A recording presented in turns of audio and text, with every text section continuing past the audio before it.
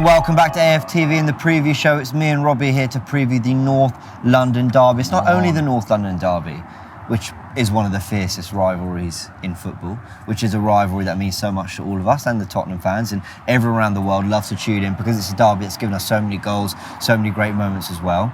But it's first versus third. 18 points we've got at the top. They're a point behind us in third, level with City. They're undefeated. We've got the one defeat, but we've got our 6 wins. Robbie, how are you feeling?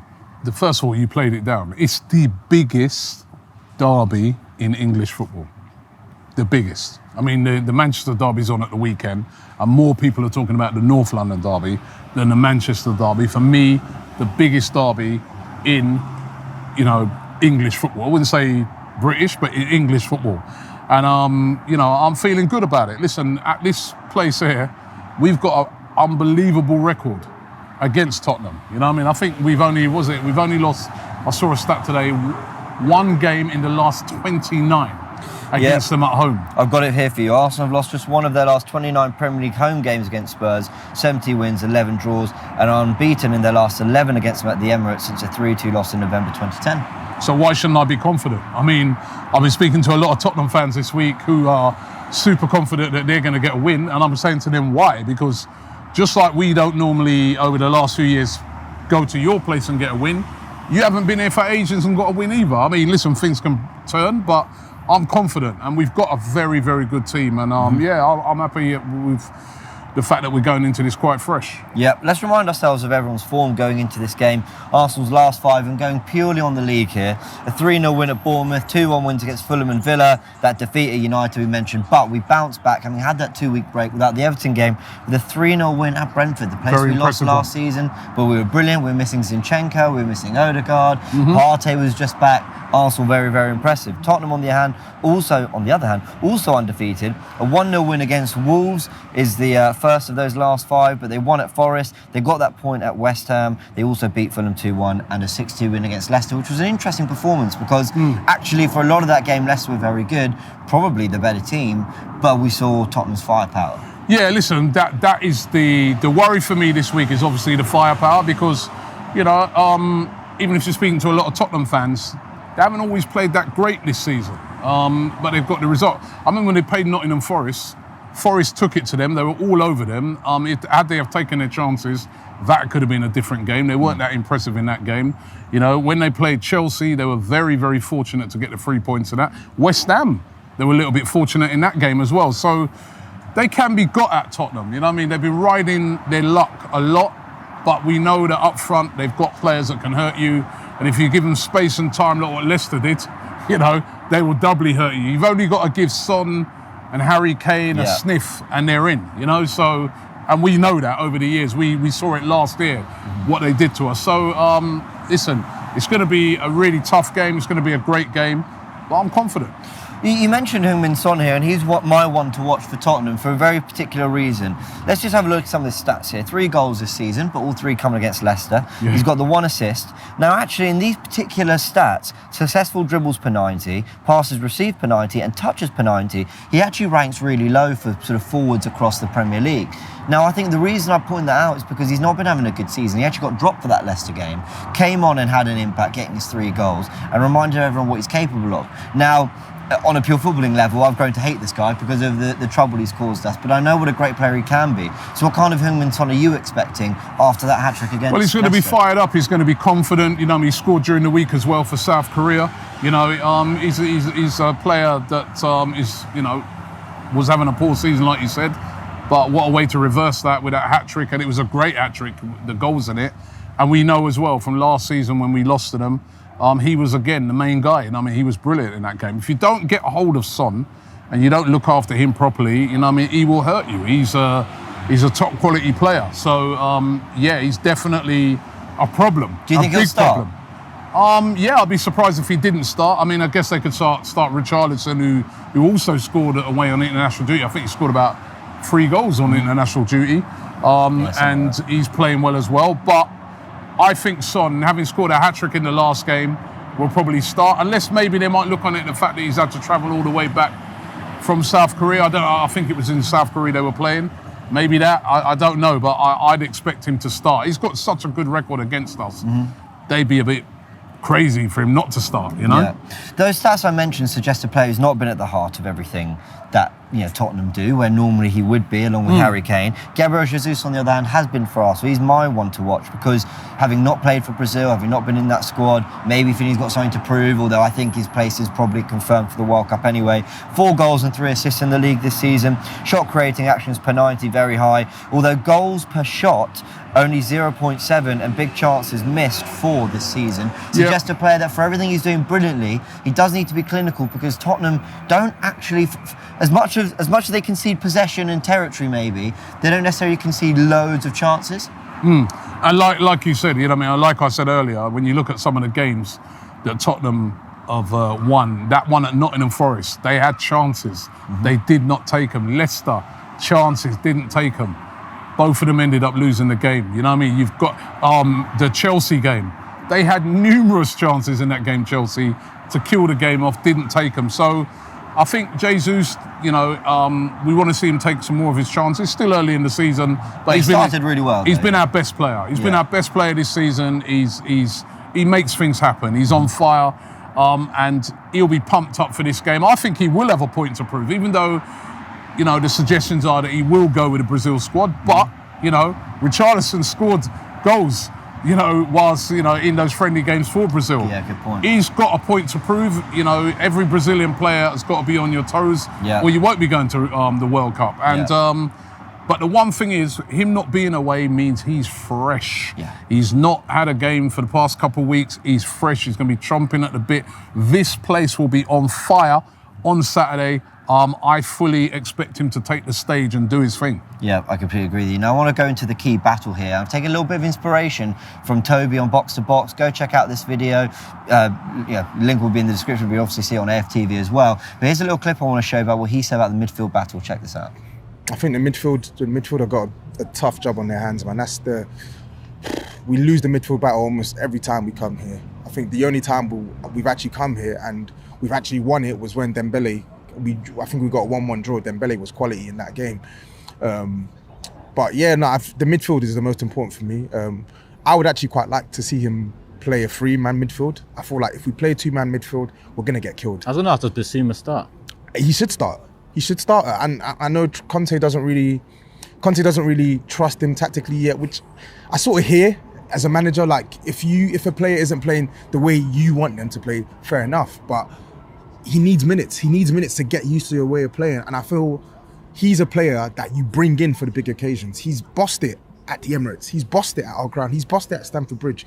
And having him in that team will give us that license we need for the likes of Højbjerg to go and do what he wants to do, the likes of Bentancur to go and do what he can do as well. So he has to play for me, in my opinion. We have to go with a 3-man midfield. Interesting what Toby said there about losing the key battle often here at the Emirates, which is why I've gone for Granit Xhaka and Bentancur as my key battle, because I think you've got a little bit of a clash of, not really a clash of styles. Both players that like to have the ball on the floor, they like to play, but they can also be quite physical. But it may be a clash of roles. Xhaka has been, encouraged to get forward a lot more. We've seen that under Arteta. Bentancur, on the other hand, yes, plays alongside Højbjerg in the midfield too, with the back 3 behind. A little bit more defensive work for him to do, but also seen as the progressor of the 2 players. So I've got their stats here. The goal each, 3 assists for Xhaka to Bentancur's 1. Not a lot in it when it comes to pass completion, but if you've got key passes, obviously something that suggests more of an attacking intent. Xhaka comfortably registers more than Bentancur, but tackles per 90, Bentancur 2.93 to Xhaka's 0.72. So I think those two, even though they might play on slightly different sides of the pitch, I'm not sure, but it's going to be a very interesting battle to see who can basically implement their style of play better on the game. Yeah, and listen, the formation that Tottenham play, I guess Bentancur does a lot more defending than he does attacking, because they kind of give up a lot of the midfield just to get the ball out wide and try and attack from the flanks. In the formation that they play, whereas Granit Xhaka has been playing an integral role, really getting forward, box to box, all energy, and I think he's got a big role to play this weekend, especially in defence. Getting back to help out the defenders to stop that counter-attack that comes from Tottenham. That's going to be a vital role for Granit Xhaka. We've seen him do it pretty well this season so far. It's going to be a very important role. Getting hold of Son, getting hold of Harry Kane, Kulusevski, Richarlison, whichever one of those it is, and helping Saliba and Gabriel and the rest of the back four out if the wingers go forward. Yeah, I completely agree. Let's go through some of the standout stats we got through here today. Tottenham have scored at least once in each of their last 10 meetings with Arsenal in all competitions. Their second longest scoring streak against the Gunners after a run of 24 between 1955 and 1967. So they have been scoring goals. Yeah, it's against those two, us. in it, Kane and Son. They always seem to score against us. They're a massive One of them, problem. at least one of them gets you. Yeah, very true. Arsenal haven't kept a clean sheet in any of their last 8 Premier League home games, but they have won their last 6 in a row at the Emirates. Only Liverpool have ever had a longer run of consecutive Premier League home wins while conceding each time. 8 wins between August and December. It's a fortress here. It's been a fortress here this season, you know what I mean? And, the atmosphere's been brilliant, and we've always been on the front foot, and we've been on the front foot away from home. Yeah, but here, we are particularly on the front foot. Does it show we're a bit more expansive? We're conceding goals and maybe more opportunities than we are away I from think home this some of season. those goals that we've conceded has been a bit of a lapse sometimes in concentration. Yeah, where I agree. It's almost like we've been winning the game too easily, and then we've kind of switched off. If you notice the game, and I said this to Lee when we was doing the Invincible podcast, the game when we played against Brentford, after the first goal, Granit Xhaka gets everybody into a little huddle, and he's almost like saying to them, right, listen, concentrate, don't switch off. And we kept a clean sheet in that game, because I think there's been some other games where we've kind of, it's almost like Leicester they've been too easy. it was too easy against Leicester, and we switched off. And we cannot afford to do that against these lot. Yeah, I completely agree. Right, let's take you through some of the main match details, injury news and whatnot, but let's start with the fact that it is obviously at the Emirates Stadium. That's why we're out here. We obviously know it's a 60,000 seater ground. It's a 12:30 p.m. kickoff here in the UK. Arsenal will be wearing their red, Tottenham will be wearing their white, and Anthony Taylor will be the referee. Any thoughts on the referee, Greg? Yeah, listen, what does it matter ultimately? Yeah, exactly. Injury news. Now, a few players expected to return. Odegaard, Zinchenko, Reece Nelson, of course, we haven't seen for a while because of his long-term injury. Kieran Tierney as well. So, obviously they didn't play. Well, Tierney did play in the Brentford game. The others didn't. But also Tierney had I think it was a concussion or a head injury. So that was precautionary. Partey is expected to be fit as well. Yeah, that's the big one. That's the big one. We really need him to be playing, you know what I mean? Because the level of control that he brings to that midfield, his ability to break lines, you know what I mean? He is a vital one. When I saw that game against Brazil and that he didn't start, I was a very worried man, but it's looking good that he'll be back.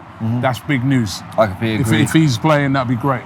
Players are out. Emil Smith-Rowe, obviously we know he's going Yeah, get well soon, Smith-Rowe, man. I'm gutted for him. These are games that he loves. He loves the North London derby. He does, always well absolutely gutted for him that he's out. But if he can come, we know he's been carrying something for a time. It's a groin problem. I think it's something to do with his growth or something. Yeah, so let's get it. Get yourself fixed up and back. They're saying December will be a likely return date for him. El Neni, it could be all the way till January, though we're not sure. That is a hamstring injury still carrying. And Cedric, expected to be back sooner than the others. Looks like he's carrying a knock. So with that team news in mind, what's your starting 11 looking like? Do you know what? Before I get into my starting 11, I want to show you something interesting, right? This was the team that started against Tottenham last season when we lost 3-0, right, at their ground. It was Ramsdale in goal, Gabriel, Rob Holding, Cedric, Tomiyasu, a midfield of Odegaard, El Neni and Xhaka, and up front was Saka, Martinelli and Eddie Nketiah. Wow.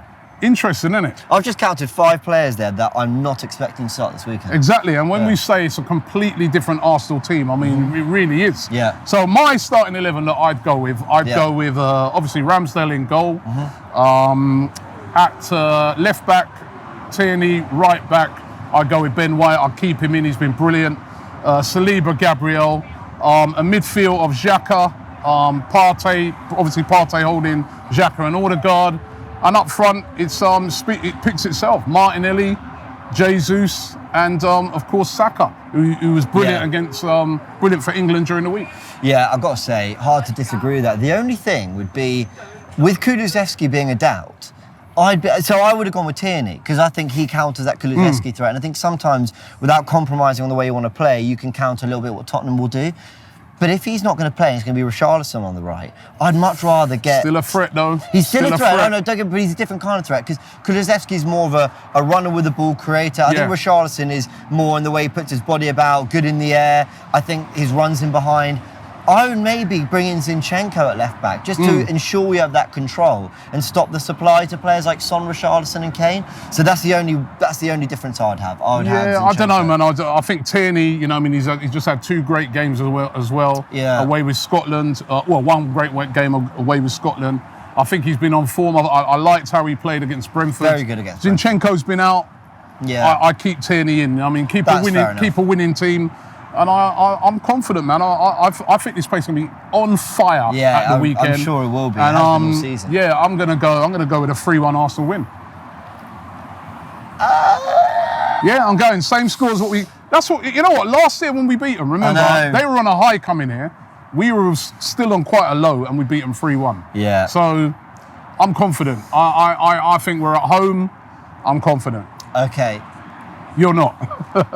When have I ever? And they are a good side. 2-1 Arsenal for me. 2-1 Arsenal. 2-1. All right. That's the result I'll go with. Listen, wouldn't surprise me if you couldn't split the teams because Conte relishes these big games, and actually Spurs do even before Conte they did. But you've got to back the boys at home, so we'll go with that. We're at home. I'm confident that we'll get the win. But listen, I cannot wait for this game. No, me neither. Absolutely buzzing for it. Yeah. So looking forward to it. Guys, let us know in the comment section your predicted 11, your predicted scores, how you're feeling, all those things. How you feel about the injury news as well. Send your best wishes to Smith Rowe, all that. And if you're enjoying what we're wearing, the merch, popping up here in the top corner. Check out that little card. Check out the link. Go. What have you got? The Odegaard 8. Look at that.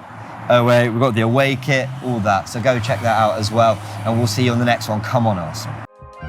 Shop for AFTV merch at shop.aftv.co.uk. Subscribe to us on YouTube. Follow us on Instagram, Facebook, Twitter, TikTok, Snapchat, and Twitch. We've got content for every platform, so check it out.